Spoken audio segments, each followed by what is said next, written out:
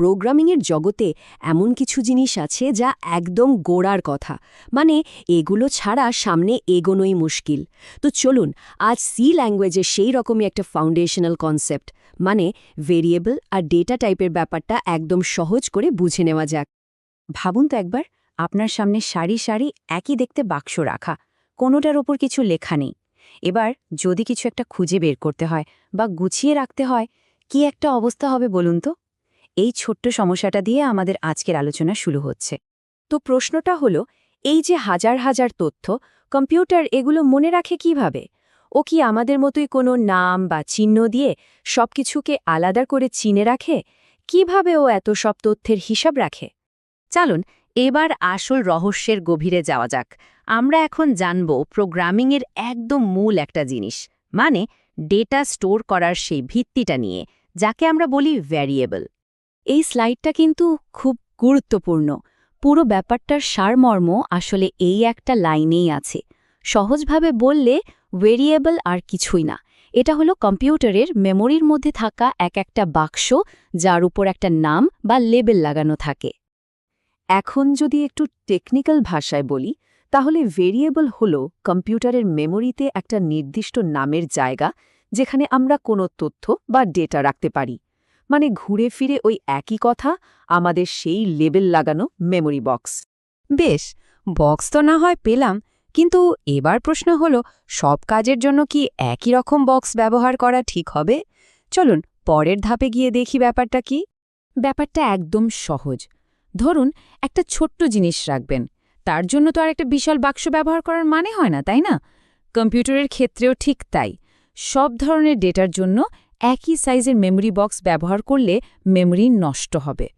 আর এখানেই আসে ডেটা টাইপের কনসেপ্টটা। ডেটা টাইপ হলো এক ধরনের নিয়ম, যেটা কম্পিউটারকে বলে দেয় যে আমাদের এই মেমরি বক্সটা আসলে কী ধরনের তথ্য রাখার জন্য তৈরি।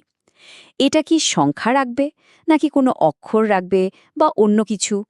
সি ল্যাঙ্গুয়েজে বেশ কয়েক ধরনের ডেটা টাইপ আছে, যেমন কোনো পূর্ণ সংখ্যা বা হোল নাম্বার, ধরুন 20, এটা রাখতে আমরা ব্যবহার করি ইন্ট। আবার যদি 5.9-এর মতো কোনো দশমিক সংখ্যা রাখতে হয়, তখন ব্যবহার করা হয় ফ্লোট। আর যদি শুধু একটা মাত্র অক্ষর, যেমন ধরুন এ রাখতে চান, তার জন্য আছে 4। আর ডাবল ব্যবহার করা হয় আরও বড় বা হাই প্রিসিশন দশমিক সংখ্যার জন্য। আচ্ছা, থিওরি তো অনেক হলো, এবার চলুন সরাসরি কোডে দেখি যে এই জিনিসগুলো বাস্তবে কেমন দেখতে হয় আর কিভাবে কাজ করে। সিতে একটা ভেরিয়েবল তৈরি করা কিন্তু খুবই সোজা, মাত্র 3টা স্টেপ। প্রথমত ডেটা টাইপ বলে দিতে হবে, মানে আমাদের বক্সটা কী ধরনের। দ্বিতীয়ত ভেরিয়েবলের একটা নাম দিতে হবে, মানে বক্সের ওপর লেবেল লাগানো। আর তৃতীয়ত এর মধ্যে একটা ভ্যালু বা মান রাখতে হবে, মানে বাক্সের ভেতরে কি থাকবে। এখানে কয়েকটা উদাহরণ দেখুন, যেমন int age = 20। এখানে int হলো ডেটা টাইপ, এজ হলো নাম, আর 20 হলো এর ভ্যালু। একইভাবে ফ্লোট হাইট ব্যবহার করা হয়েছে দশমিক সংখ্যার জন্য, আর 4 গ্রেড ব্যবহার হয়েছে একটা অক্ষরের জন্য। এই স্লাইডটা দেখুন, পুরো ব্যাপারটা একদম পরিষ্কার হয়ে যাবে।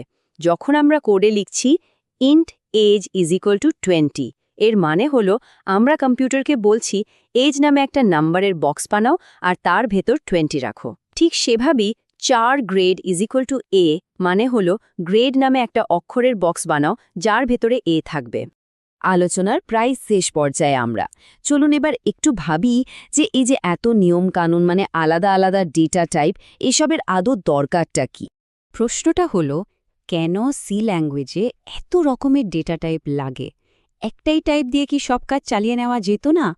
কেন এই ইন্ট, ফ্লোট, 4-এর মতো ভাগগুলো করা হয়েছে? এর পেছনে প্রধান কারণ দুটো।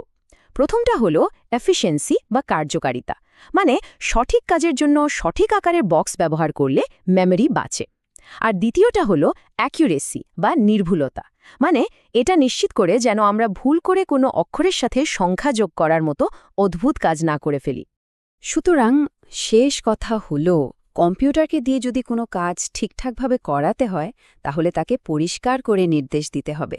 আর সেই নির্দেশের প্রথম ধাপই হলো এই ভ্যারিয়েবল এবং ডেটা টাইপ ঠিকমতো বোঝা। এই ভিত্তিটা একবার শক্ত হয়ে গেলে প্রোগ্রামিং শেখার বাকি পথটা অনেকটাই সহজ হয়ে যায়।